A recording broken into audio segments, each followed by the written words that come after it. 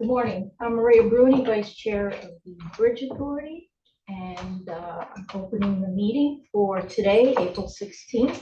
I need a motion to open the meeting. Second. Second by Roger. All in favor? Aye.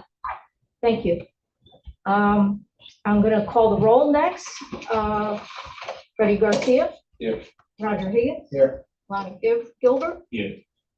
Alex Ferrari absent, and Chairwoman McDonald is absent today, and that's why I'm sitting here today. And I'm present, Maria. Thank you. Move to public comments. No one signed up today. Thank you. No, I see no community and employee appreciation award. Move to adopt the regular meeting minutes of March 19th. So moved. Roger, do you have a second? Second. Freddie, I'll call the roll. Freddie Garcia. Aye. Roger Higgins. Aye. Lonnie Gilbert. Aye. And I vote yes. Okay, next, reports to the board. Before we get to that, special day today. Happy birthday to Manosi. I'm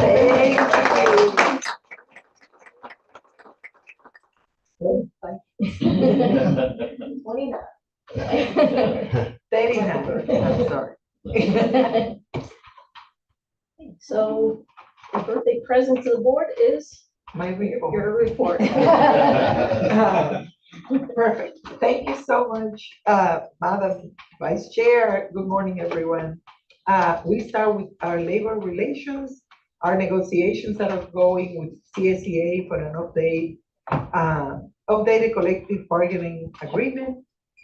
In terms of training, we've been busy training the people here at NYSBA. Our staff recently completed a mandatory training on the Americans with Disabilities Act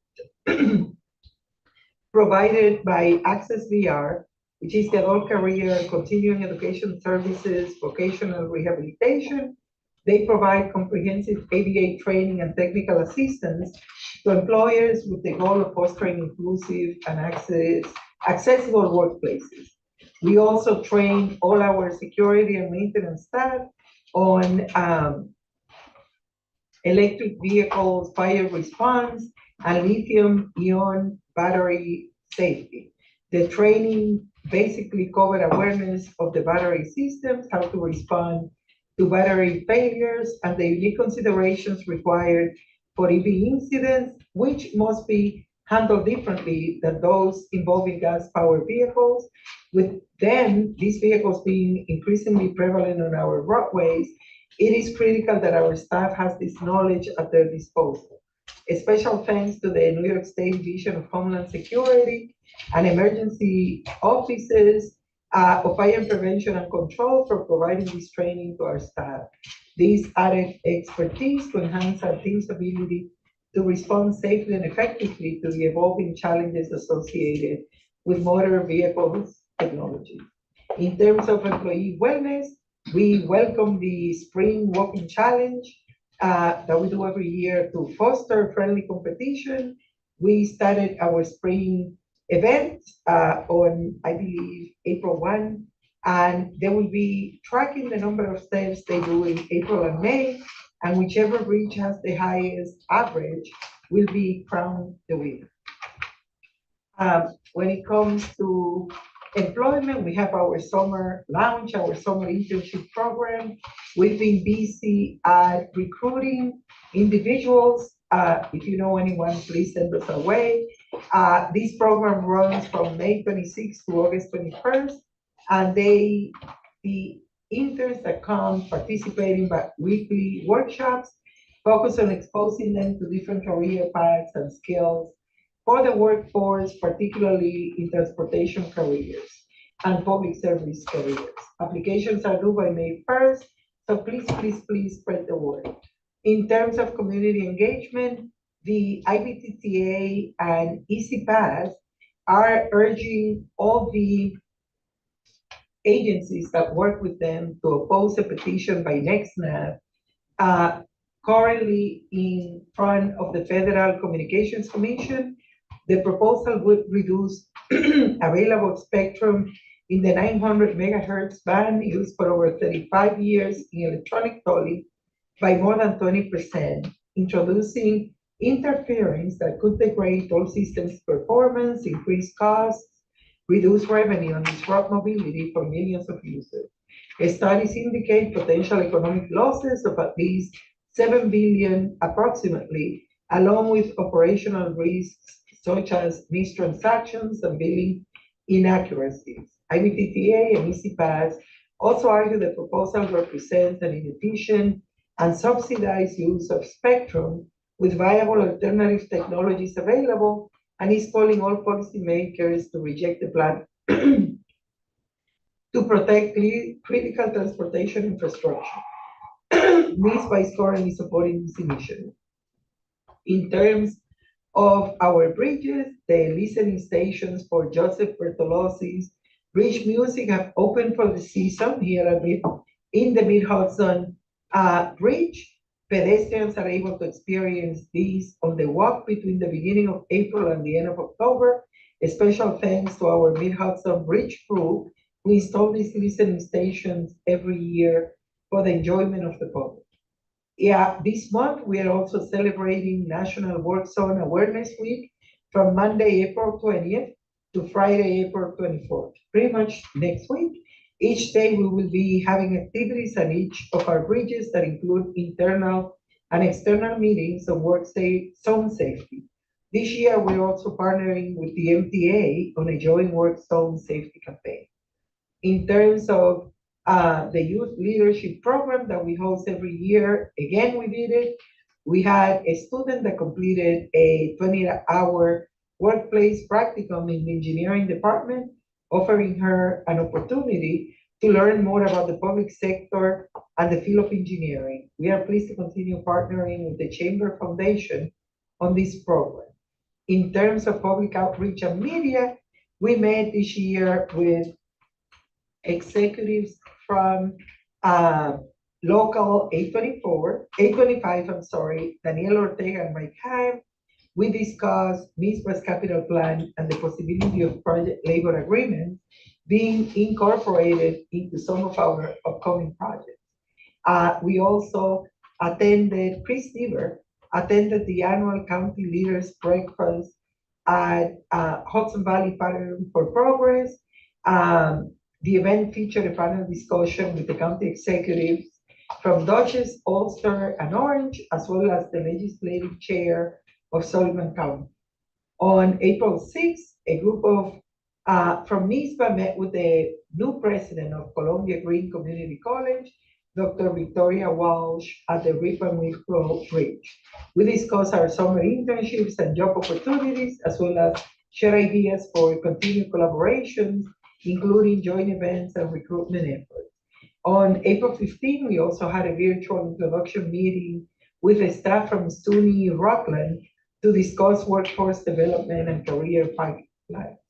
In terms of conferences, yesterday also, our Deputy Executive Director, Lauren Melendez, attended the annual Women's Leadership Conference in Albany, hosted by the Center for Women in Government and Civil Society at the Rockefeller College of Public Affairs and Policy. This conference focused on challenges facing public service, from workforce burnout to funding cuts and AI disruption, as well as exploring resilient leadership and community-driven solutions. In front of you today, there are going to be several contracts that will go in front of the board, all from our engineering department. In terms of finance, the month of March for traffic had approximately 5.3 million vehicles, 22,000 increase compared to March of 2025. When it comes to the composition and the vehicle mix of this traffic, 2.37 million vehicles represented used Easy Pass, which is about 89% of the traffic, of which 93% were passenger vehicles and 7.7% were commercial vehicles. For revenue, the month of February, revenue totaled 6 million compared to 5.8 million in February of 2025. This percent increase, 4.2% increase, was primarily attributable to higher tolls by mail payment, as well as to, okay, I'm sorry. Is attributable to higher tolls by mail payments that increased by 262,000 as compared to 2025. So the composition of the revenue was 6 million in February. Approximately 83% of that was Easy Pass, 5% we received through fines and fees, 11%, I'm sorry, 5% by tolls by mails, 11% by fines and fees, and 1% by overweight fees. And this concludes my report, and I don't have any activities to report to the meeting Thank you. and to the board. Thank you. Any questions? Yeah, I have a question as to that petition because of the reduction of the 900 megahertz band. Why are they doing it if it's going to have such an impact on so many systems and, disruption of systems? I don't know, Jeff, if you have an answer to. Yeah. And are obviously we're involved with this petition so just some further information. Yeah, so this petition is being put forward in front of the FCC by a company called NYSBA. NYSBA is a precision navigation and timing company.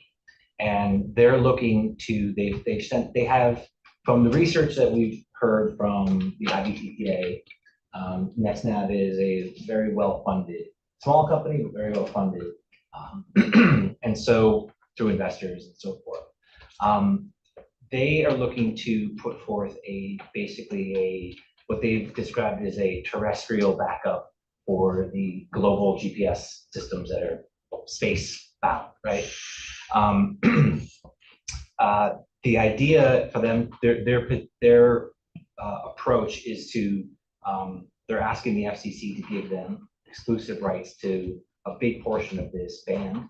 The FCC has not made a decision yet, though from what we've heard through the IBTPA and people who they're representing the toll industry and going forth into Washington, speaking to the FCC and elected officials, trying to make the point that this is going to impact not just the toll industry, but millions of other users of this band, this communications band. So the why is because they want to take over this band and basically utilize a small portion of it and then sell the rest of it at a windfall profit.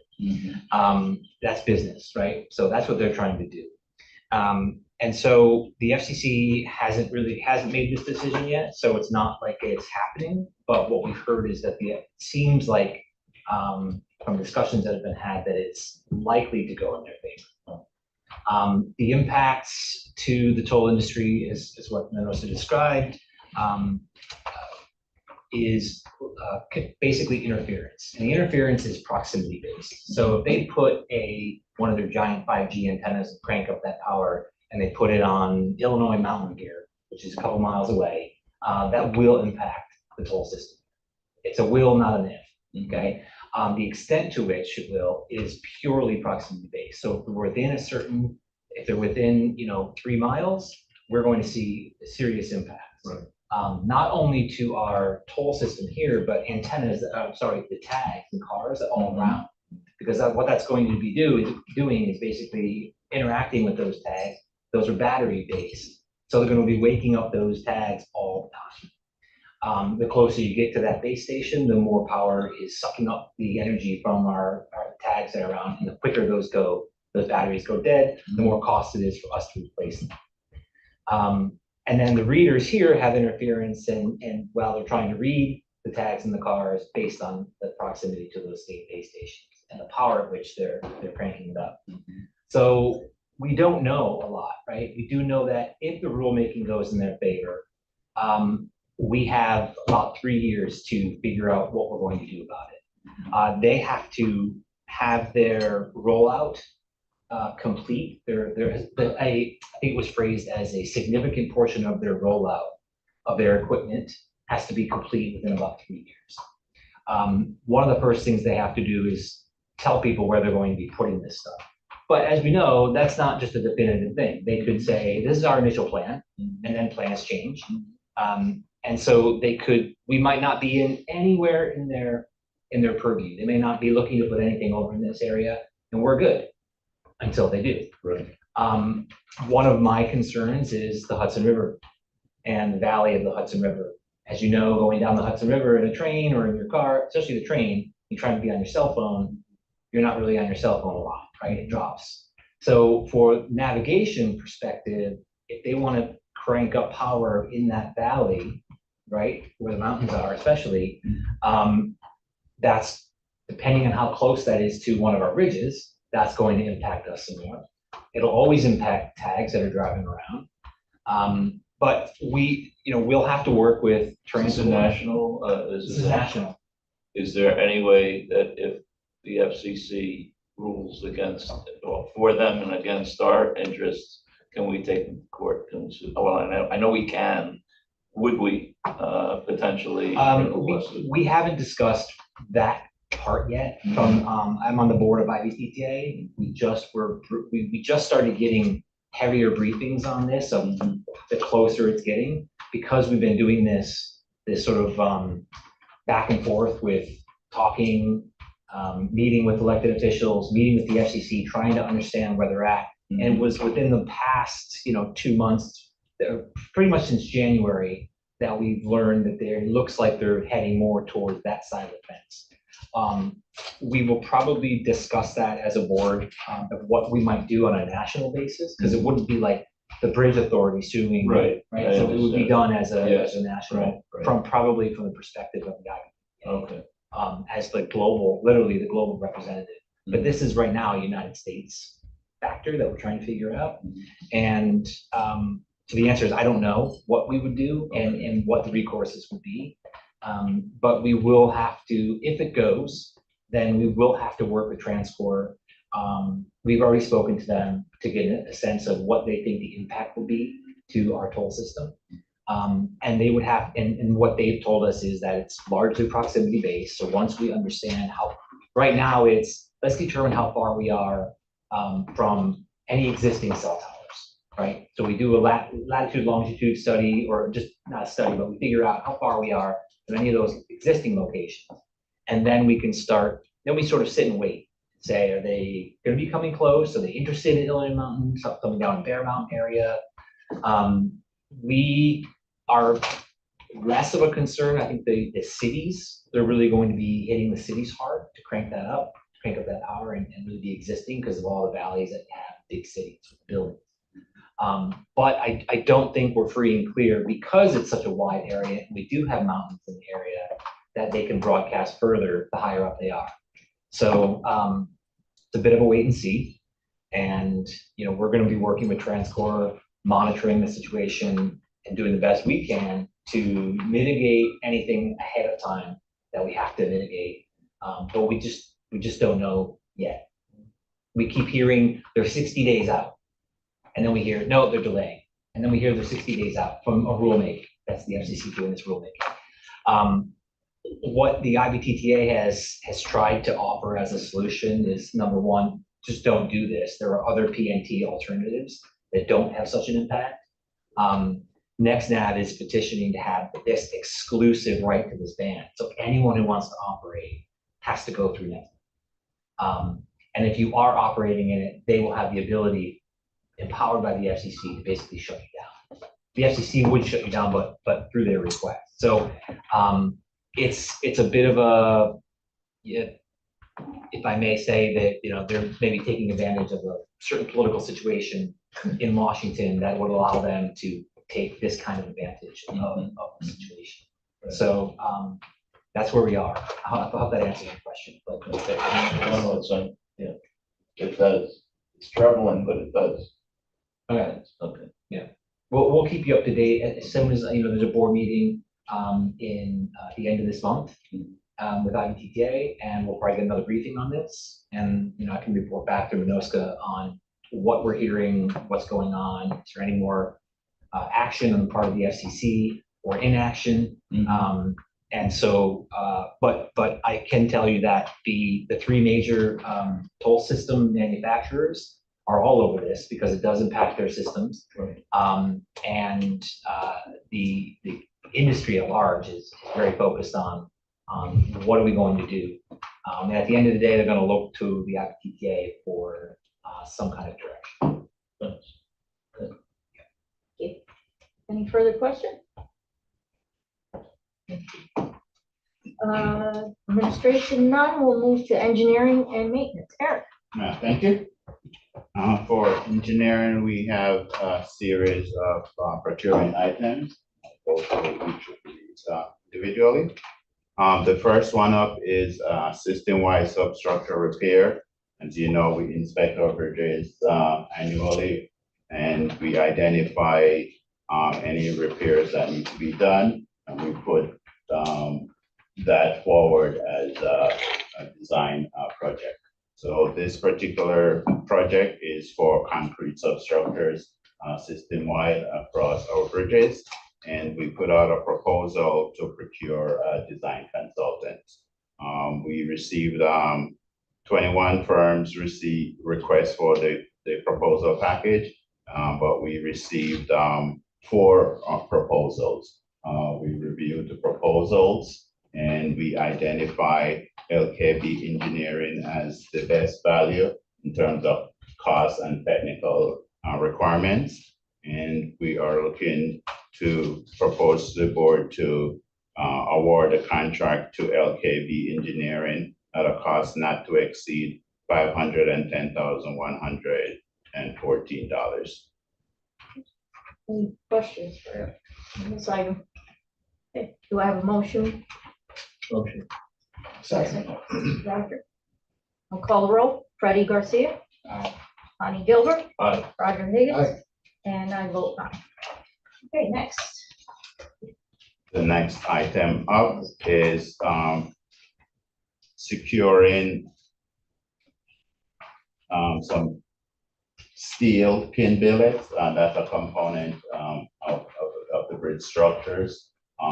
Based on previous inspection reports, it was identified that at 2 of the facilities, the pins were frozen, and the best solution, and that adds undue stresses to the components when the bridge is not allowed to move as freely. So we're going to be replacing those pins.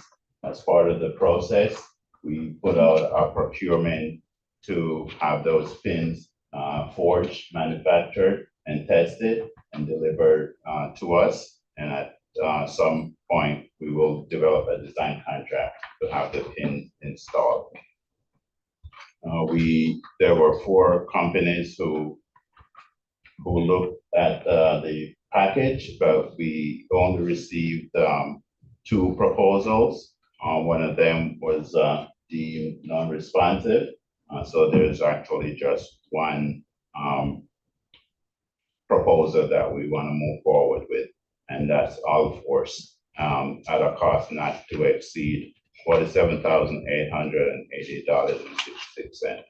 However, due to the nature of this procurement being a material furnishing and testing, it does not directly involve construction on their part.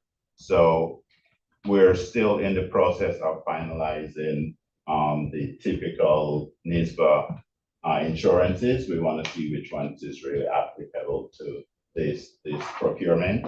And once we finalize the overall applicable insurances, we will report back to the board if there's any development that would materially affect this proposal that I'm putting forward. But I'm trying to put forward this procurement to the board to have All Force supply those steel billets for us at a cost not to exceed $880.56.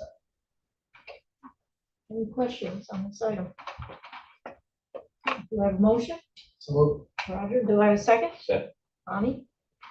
Call the roll. Freddie Garcia. Aye. Bonnie Gilbert, Aye. Roger Higgins, Aye. and I vote yes. Okay, next item.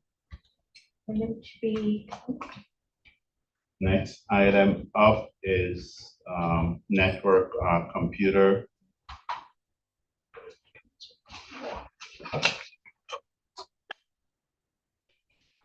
That's the next one. Network computer. The computer room, Yeah. okay. The next one up is the computer, the HVAC for the computer room. As you know, computer servers need to be cooled to maintain their functionality. We currently have a temporary situation of our computer rooms, and we want to replace the HVAC.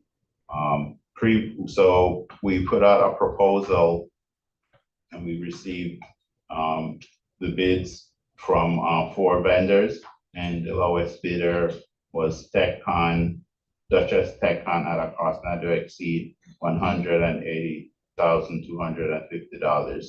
However, previously we had let this contract with a different vendor. We were trying to secure that contract last year, but they were non-responsive. They weren't able to fulfill their insurance requirements. So moving forward, we want to rescind because we didn't fulfill that. We didn't sign that contract. We want to rescind the board approval from the previous contract, from the previous proposal, and move forward with this proposal. So first, the request is to rescind from the previous and then move forward. What was the amount of that? The previous one was $350,000. okay. We do a motion to rescind and approve this contract all at one. We can do it all at the same time. Yeah, rescind Okay, so resolution. I'll make a motion to rescind the previous contract and approve this resolution. Thank you. I said, Second by Lonnie. Call the roll. Freddie Garcia. Aye. Lonnie Gilbert. aye. Roger Higgins. Aye. And I vote yes. One question I have is, what was Trax Mechanical giving us an addition for the requested amount of $454,000? I say that jokingly. Yeah. And we try to work with them, but sometimes it works in our favor. They don't want to work with us. The next item up is equipment for snow removal. As you know, this last season, we were bombarded with a lot of snow, and while we were very effective on removing the snow from the streets, we did have some difficulties on the sidewalks. The current equipment that we have, the Bobcats, they were too wide for the sidewalks. So what we actually were able to demonstrate two equipment on 2 of our bridges. The vendors, they came out, demonstrated to us the use of some equipment that fit within the parameters of our sidewalk. We find that those are useful items to have in our inventory. So we were put in to the board to purchase one of those equipment, and it can be used across multiple facilities as we need it. And we went out and secured, we did the RFP in the contract reporter, and we received the bid from Value Industries at a cost for the equipment, which is they call it a bridge bench rack SSB, and at a cost of $35,298. And this, again, as I said, in terms of specification, it does meet our requirement, and it's an equipment that we want to add to our fleet. So I'm putting that to board for approval, and it will serve us good. Any questions on this item? Okay, do I have a motion? Freddie, do I have a second? Second, Lonnie? Call the roll. Freddie Garcia. Aye. Lonnie Gilbert. aye. Roger Higgins. Aye. And I vote yes. Okay, next item. Next item item up is the request for fleet vehicle. As our engineering responsibilities and project oversight activities continue to expand based on our current production and capital program, the engineering department is gonna require an additional shared fleet vehicle to support our daily operations. And I think that would help us to maintain efficiencies across all the facilities and being able to go back and forth to make sure we are monitoring the projects and the services that we have to oversee. And so adding light duty vehicle or the engineering group, I say would improve the flexibility, efficiency, and overall coverage for the group. So whenever we do any vehicle procurement, the first item is to adhere to the electric vehicle procurement. So we went out and looked at the vehicle marketplace, and we found 2026 Hyundai Tucson plug-in SUV, and we're putting that to the board for approval. We received 3 quotes, and the lowest quote is from Mastrovito Auto at a cost of $40,492. And that meets all the specification requirements that would suit us in terms of having that again as a shared vehicle for the engineering group. And I'm putting that to the board for approval so we could make that purchase. Any questions on this item? So this is adding, not replacing, right? This is adding, not replacing. Incremental increase of one vehicle. You want a motion? Motion. No? Do I have a second? Roger? Second. Call the roll. Freddie Garcia. Aye. Lonnie Gilbert. Aye. Roger Higgins. Aye. And I vote yes. Item. Next item up is dehumidifier system. It's called a desiccant wheel humidifier for our chambers in the Mid-Hudson Bridge where the cables come in. We always have to keep those moisture free so we don't have the corrosion. Last month, we actually had brought this to the board for approval, and it was approved, except that the value that we had put in the previous proposal was off by a little, so we could not move forward with the purchase. So we would like to rescind the previous resolution and move forward with this, the corrected version. In the previous one, we had $83,000, but it's actually $83,900. So we want to make sure proceed with the proper number. So we're looking to rescind previous approval and put this to the board for corrected. And that's all in one resolution. Yes. Any questions? So moved. Do I have a second? Second. I'll call the roll. Freddie Garcia. Aye. Lonnie Gilbert. Aye. Roger Higgins. Aye. And I vote yes. Excellent. Next, yep. Next item up is one of our electric vehicle, Silverado maintenance vehicle was involved in an accident at no fault of our own. The final value of the total repairs came in at $15,437.05. So we're putting that to the board for approval so we could pay for the repairs. Any questions regarding this item? As I understand this, will go through insurance and we have a deductible. So we have, it's $1,000 deductible. If we're successful in subrogation, we'll receive the credit back. However, as many people are familiar, subrogation, it's not always clear we'll be Yes. successful. Brian's not optimistic. Okay, do I have a motion? So moved. Roger, do I have a second? Second. Freddie. All right, I'll call the roll. Freddie Garcia. Aye. Lonnie Gilbert. Aye. Roger Reed. Aye. And I vote yes. Okay. Next. Accidents and reports. Next report is first quarter on 2026.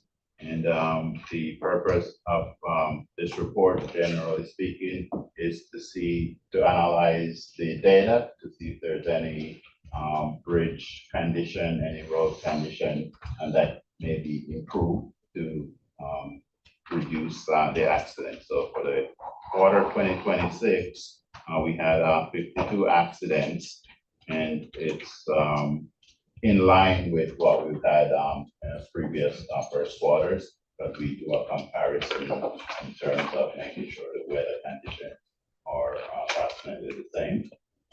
So based on the review of the data, it just appears that it's probably weather related, not necessarily due to any facility or design consideration. It's mostly driver behavior, people not paying attention, or just aggressive driving. And most of the accidents do occur at the Mid-Hudson Bridge, rear end or side swipe, as people are just trying to get through the peak hour traffic.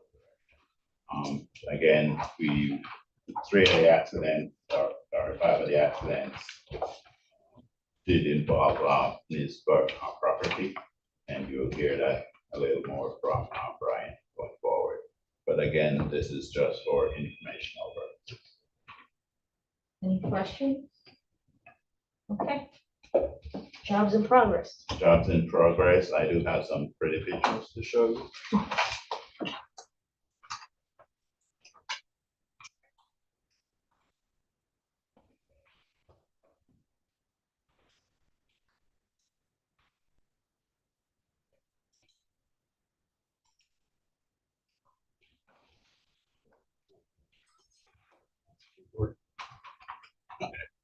Again, I'm gonna start with the Mid-Hudson Bridge. You guys familiar with that? So the Mid-Hudson Bridge, again, the primary focus is in filling some chambers that we had. In the long term, it reduces our maintenance when you have structure that's unfilled. So what's shown in red here are the sections that are gonna be infilled with lightweight concrete. So inside, you can see where they're pouring the lightweight concrete. It's very fluid when it goes in, because we try to pump it in, but when it's set, it hardens up and provides enough support to be able to add traffic on top when we add a deck slab onto it. So again, this is what the dry lift looks like. And then ultimately, this is where we are. We've actually substantially completed the infill, and we're moving now to the next phase, which is more open to the public. So we've been working here, most people haven't seen it, but now we're on the roadway surface and we're hearing about it. But the first phase is doing the concrete deck demolition on the south side. So the current scheme is to close out the lane on the southern portion. And as you see, we're actively currently in construction. We have concrete barriers up. We did, based on this scheme, we did lose the deceleration lane for the off ramp. So the traffic throughput is a lot less compared to what it would have been before, because people going straight and turning, now they're in the single lane in the peak hour. So this is kind of the current setup that we have. And in terms of productivity, we have the equipment demolishing the deck on the south side. And we shifted the lanes over and we still maintain the peak hour traffic. There is some adjustment that needs to be done in terms of driver behavior and exposure. And as I'm not sure this will show, but there based on pushing the lanes over, we had to put up a asphalt wedge on the right side there, close to the barrier. It's a little uneven and some people are a little uncomfortable with that, but I think over time they'll get used to it and we try to maintain it as best as we can.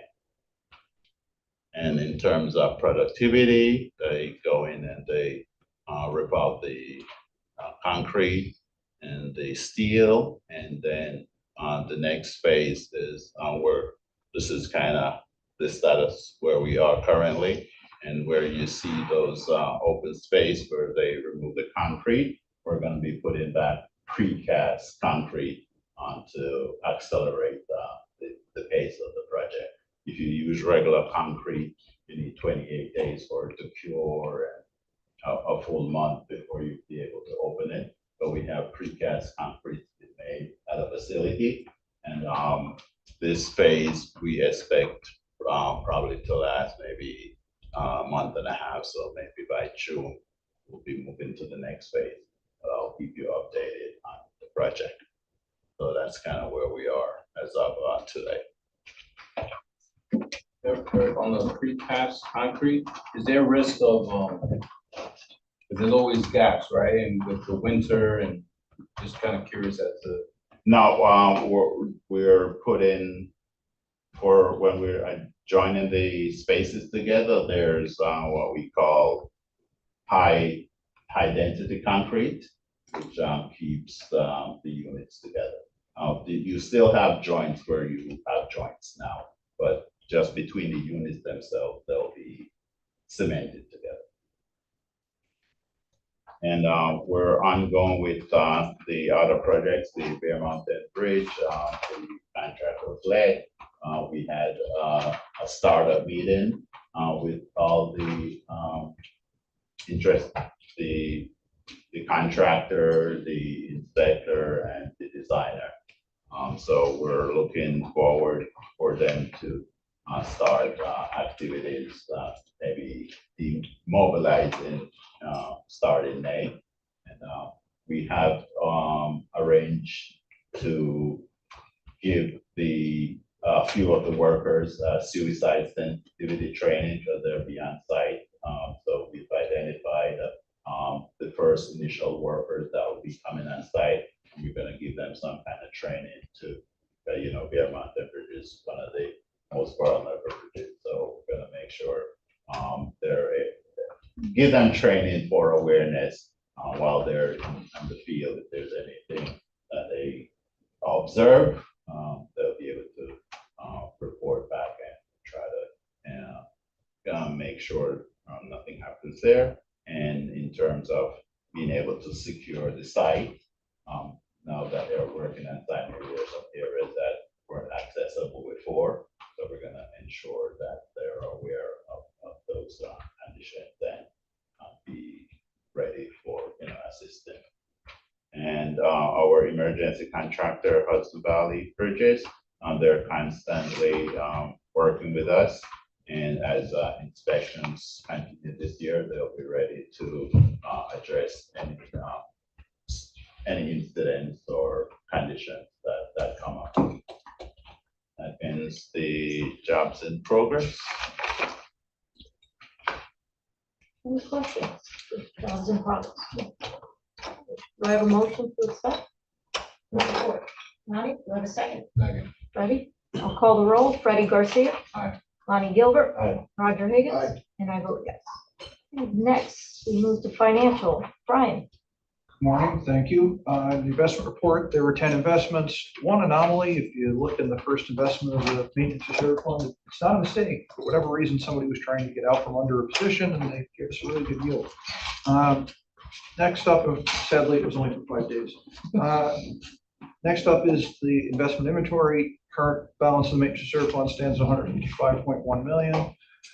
Yield for the month, we increased from January to February by basically 0.18, so it's pretty good. And that's really all just the churn of investments as certain maturities mature, we reinvest, so on and so forth. We're continuing to do that as, we're funding the capital program with some of the new projects. So that's pretty normal. Any questions for Brian? Okay, do I have a motion to accept the report?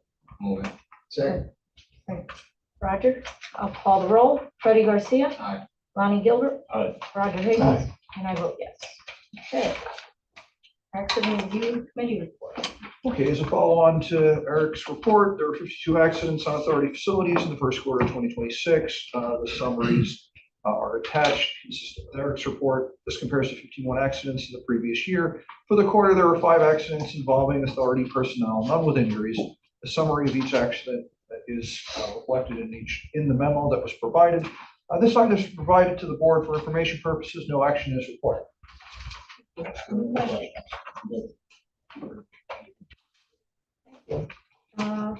Information technology. So I have 2 items, they're cybersecurity related. The first one is the renewal for support for our Palo Alto networks, which includes our firewalls and our VPN connection. And so that went out to an RFQ.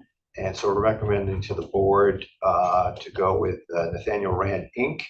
for an amount not to exceed $32,511.12. Any questions regarding this item?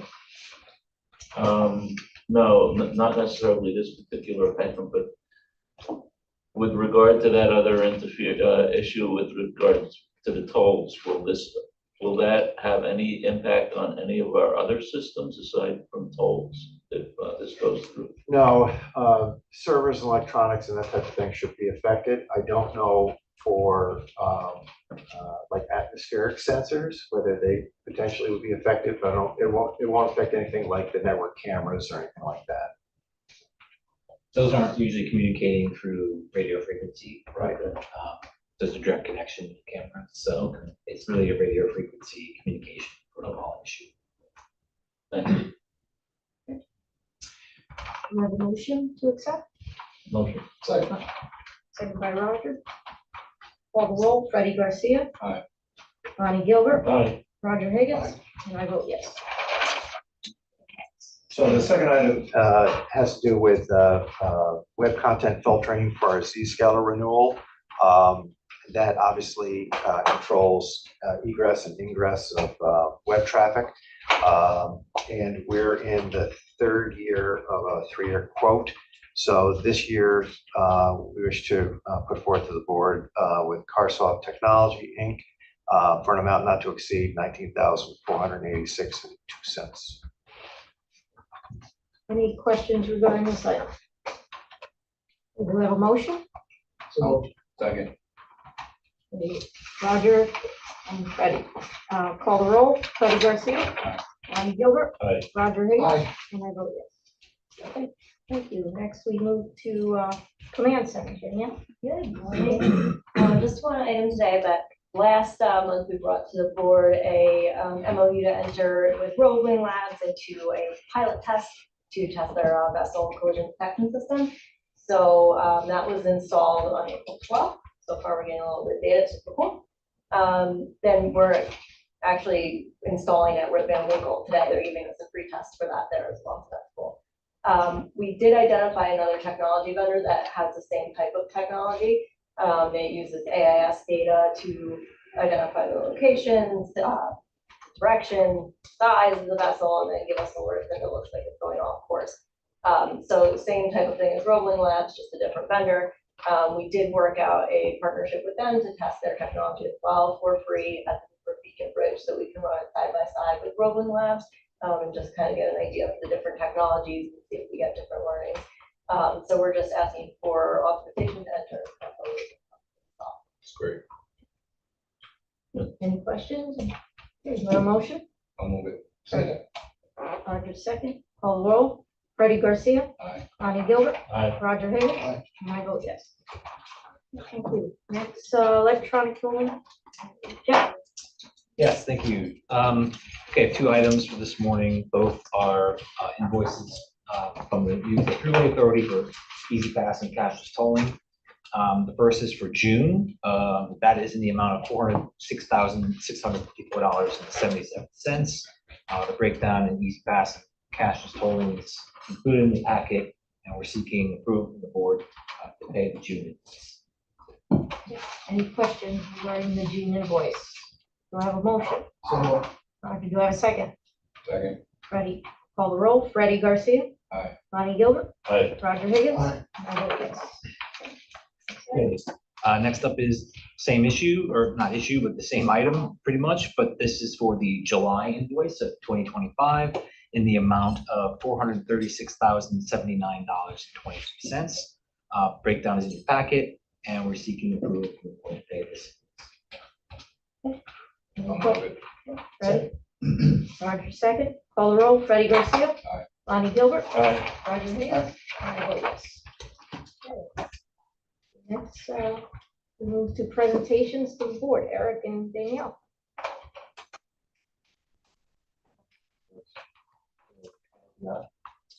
Oh, my report. No. No, Actually, actually, on personnel, Oh, okay. in-house.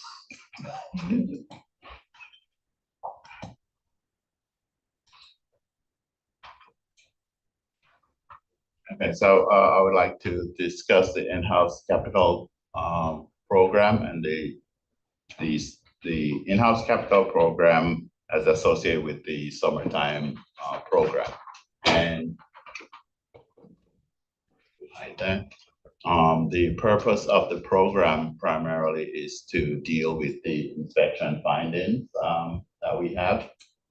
Based on the inspection reports, we prioritize the maintenance items that are identified in those reports.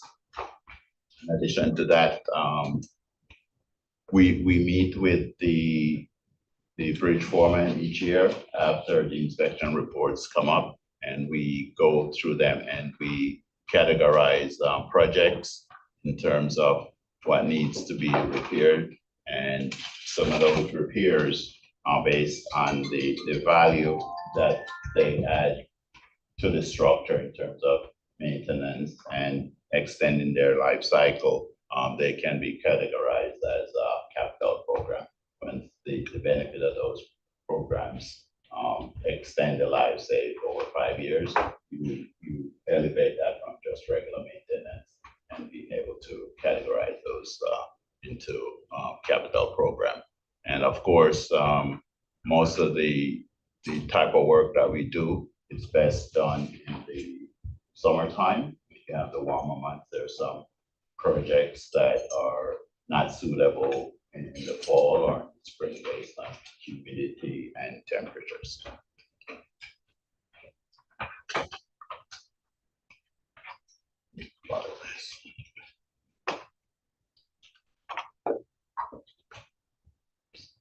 So we discussed with each bridge foreman of the inspection reports. We go through the inspection reports, and the general categories that we come up with are paving and joints, structural painting, safety improvements, and over here is general facilities. Some sites have general in-house facilities. So for the Bear Mountain Bridge, we did some joint repairs in anticipation for the upcoming deck replacement project.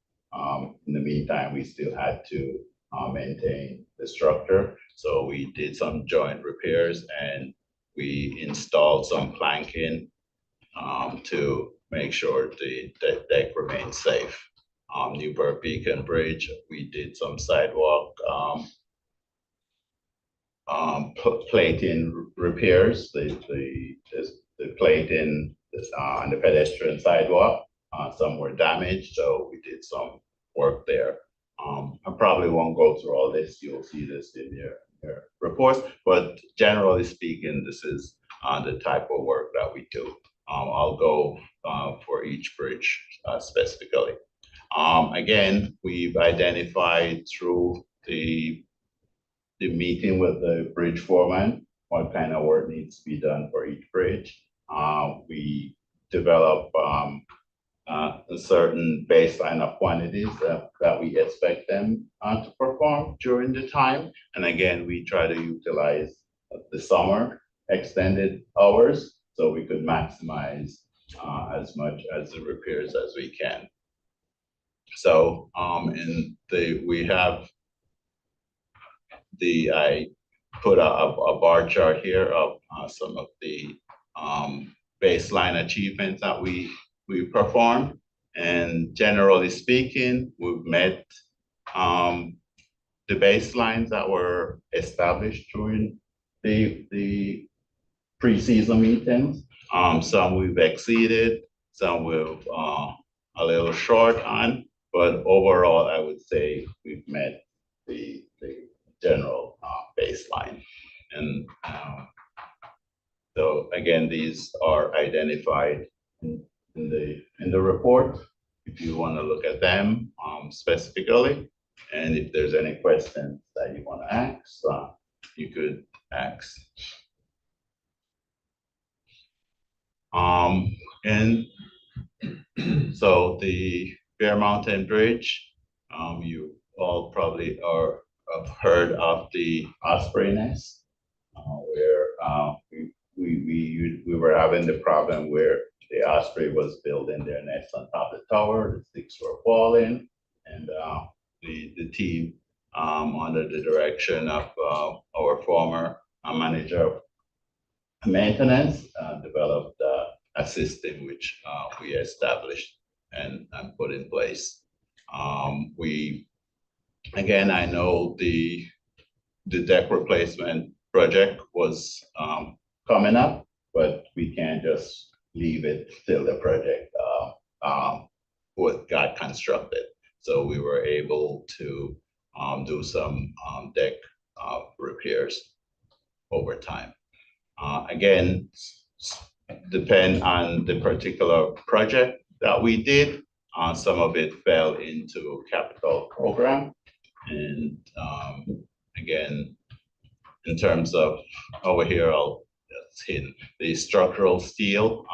We were able to repair some of the maintenance platforms and the handrails to maintain safety. Again, we do have electric running on the bridges, so we made sure we got some electrical components put in properly. Over the years, in particular, I don't have it here, but we hoist the huge flag for particular services, and we were able to design hoisting apparatus which made the operations more safe. Newburgh Beacon Bridge, again, I mentioned before, we did a lot of replacement for the sidewalk steel deck.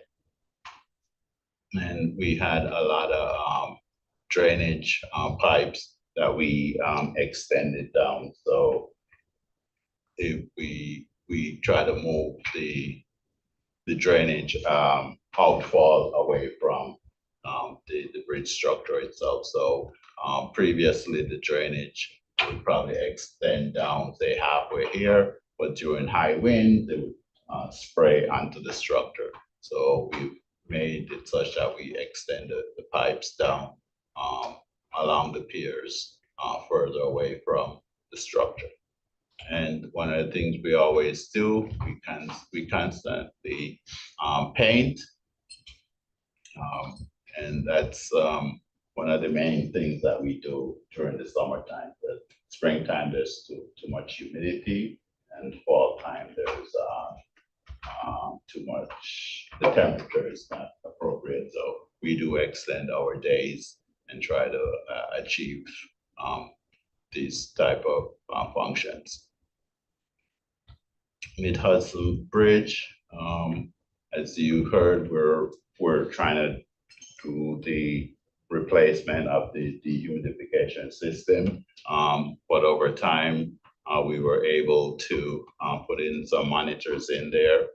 So we're able to see what the exact humidity levels are and bring in fans if we needed to. Again, we know the deck replacement project was coming, but you can't wait for the project. So in the meantime, we repaired scalds. And also, this bridge had travelers, which is the unit under the bridge, which facilitates inspections. We're able to change some components, which made those units function better. Kingston Pine Cliff Bridge. Again, we had some steel bearings that needed. Bearings are one of the things that we, for our routine maintenance, we grease them all the time. But there are times when they're overextended that we need to jack it up and do some replacement. So we do as much as we can. And the joints, leaky joints are always the problem.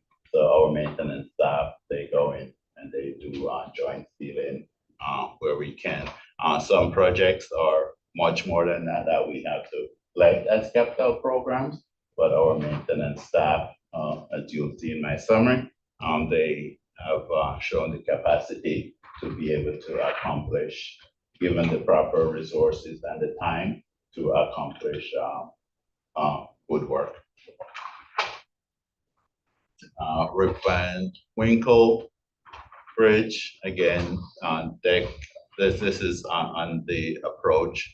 I should correct that. The deck here is fine, but on the approaches, we had some bad sections. There's some steel corrosion that our maintenance staff could address, and some of it they address with the help of our on-call contractor.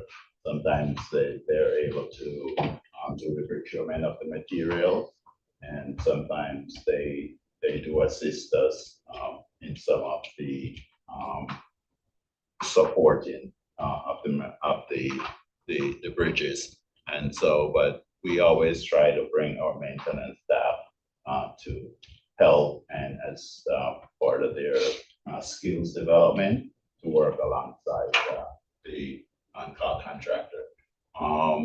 One of the main things that we do here is the bridge washing, and over time for each bridge, we've developed a system where rather than have a water truck on the bridge which closes off a lane during that time, the folks here, they've developed a system where they put a submersible pump in the river along a pier and have a water container under the bridge. So they pump the water up, store it in the container that's under the bridge, and then they use from there they use a pump to wash the bridges. They've actually developed a system where from that water container they have lines similar to we call this fire sprinkler.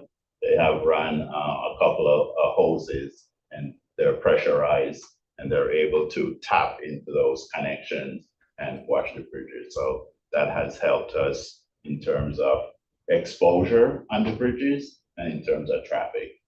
So again, we're trying to bring those systems across on all the bridges. So we started here at the Mid-Hudson Bridge, and we moved up to the Rip Van Winkle Bridge. Also, we did a lot of safety improvements for the access points. Again, we replaced a lot of handrails, and this also we worked with Hudson Valley. They were able to supply the material and do some manufacturing for us, but our maintenance staff were able to do the installation. So that was also a good collaboration.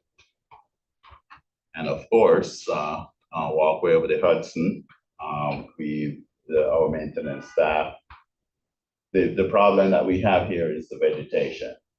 The initial grounds are uneven, so we can't use our equipment in terms of lawn mowing. So one of the first things we were able to do where we could, we did level out some of the land where we can, for future growth. But mostly what we've been able to do is bring in the goats. And the goats, there are science behind this. They actually come in stages that if the goats, they come in, say in the spring and in the fall, and you do that maybe 3 times, and then you won't need to do it again for a couple of years, because the plants are like, hey, I don't want to feed these, so they stay low. So, but it's been a good program for us. Unfortunately, this year, one of the neighbors, they had a dog, and they did attack one goat, and we lost one goat. But again, we don't own the goats, we contract the goats. But again, they're kind of managed through our maintenance staff, and this has been very effective for us. And in addition to the bridges, we've done work on the facilities across each facility, Newburgh Beacon Bridge. We painted the barn roof. We did some exterior repointing. Bear Mountain Bridge, we did some weatherizing of the toll house and did some painting, some fascias. We did some work at Mid-Hudson Training Center, remodeled the kitchen and did some parking lot work. And this is actually very important here. The Van Winkle Bridge, I think maybe they were hoarders, so they had a lot of equipment, a lot of tools, but in terms of organization, they were all over the place. So, we always say, let's do a summer job. Let's take everything out, reorganize it, put them properly so we could function better. So they were able to accomplish that. And just over time, I think what I wanted to show here is that the NYSBA maintenance staff can do both complex in-house type projects to a certain limit, given the proper resources and the time resources, including support from our on-call contractor. And they're able to do that while still completing the initial baseline that we met each season. And the program generally starts with doing work on the inspection findings and then transitioning into capital program work.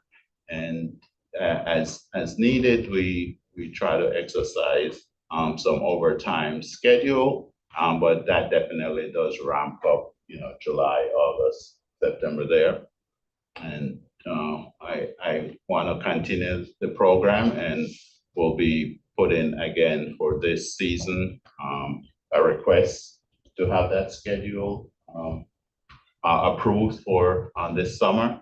And in general, when we do our capital program, we do send it to our independent consultant to do an evaluation of what the comparison would be. On average, based on the last 2-3 years, the value of the work, and it's not necessarily dollar for dollar, there's some nuances there, but just on average, the value of our capital program work can be represented at $1.75 million. But if we compare that the same list of work that we put out as a contract work, it goes up into the $3.2 million. So comparatively speaking, we could consider that we saved $1.5 million on average. So I'm proposing that we do get approval to continue this program. And that ends my presentation. Any questions? Thank you.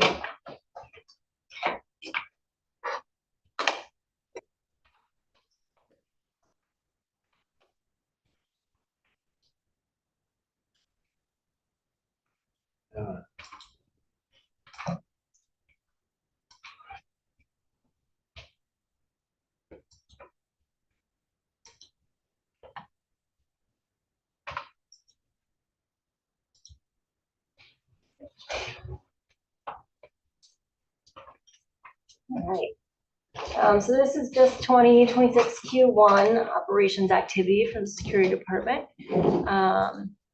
If we look at Q1 of this year, you can see we had a total of 346 incidents, which is pretty much in line, close to what we had last year at this time. We had a noticeable difference in increase in disabled vehicles from last year. The majority of those were at Newburgh, but we saw a large increase, about 38% at Bear Mountain. And a lot of those happened in March because there was a giant pothole on a surrounding non-NYSBA road that was affecting a lot of the traveling vehicles. Looking at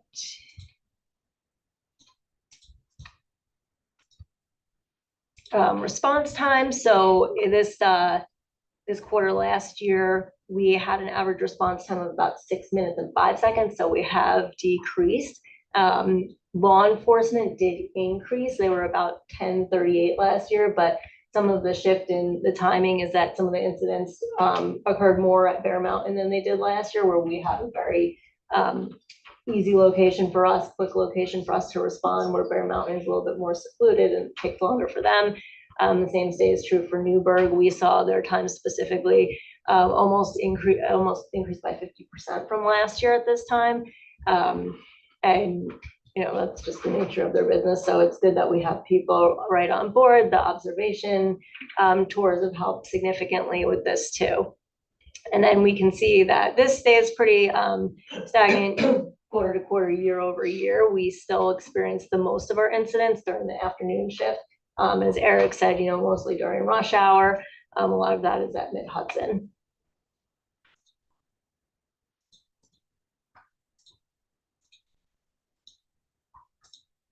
We can see here that, you know, nothing much has changed since last quarter or last year at this time. We still continue to use our technologies as expected, CityLog detecting most of our vehicle incidents, SiteLogix detecting most of our pedestrian incidents, with, you know, command center and STVs in close second and third for their detection rates. Most of the incidents occurred in March this year, probably because the weather is nicer, people are getting out a little bit more. A lot of those, again, were disabled vehicles. We did see an increase in our PEC activity from this time last year. I think we had 5 in Q1 of 2025. This year we had about 12, which we can also, you know, tout as something that the command center and other sources of detection have gotten a little bit better at identifying these types of incidents. And, you know, the PEC intervention rate is always successful. Those PEC interactions end in a favorable outcome.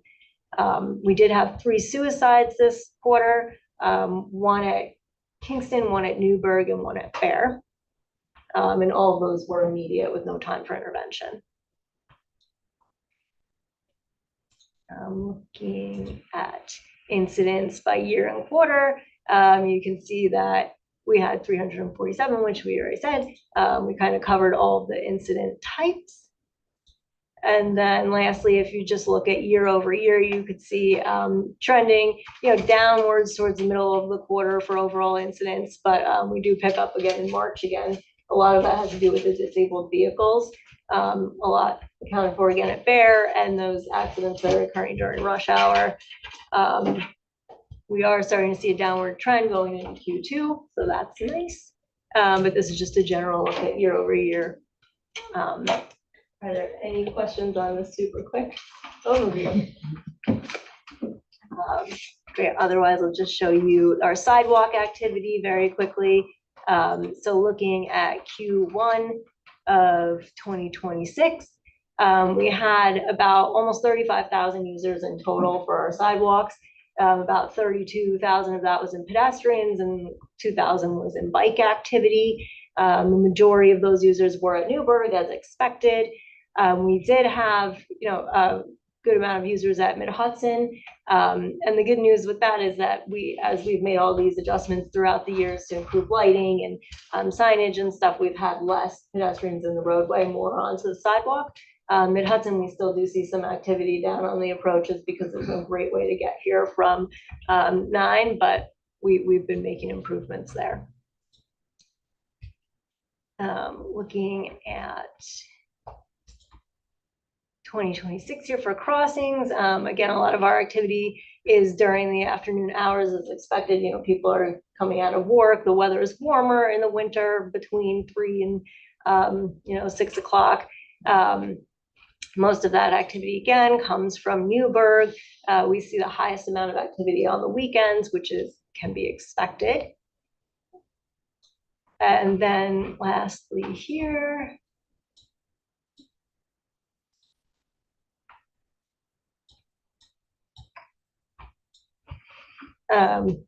we can see, again, the hours, pedestrians are really going at the peak hours when it's warmest out.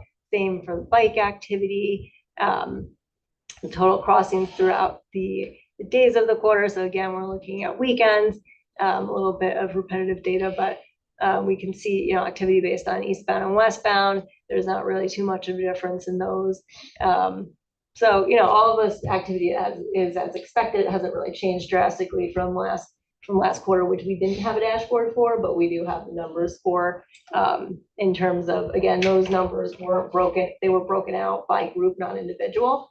So this has been really helpful in getting learnings of like bikes versus people and an exact count of people. Thank you. Great reports. All right, any questions? Is old business, new business, complaint privilege? Nope. I guess we can move for adjournment. Motion? So, Ronnie and Roger, all in favor? Aye. Okay, thank you. Thank you, guys.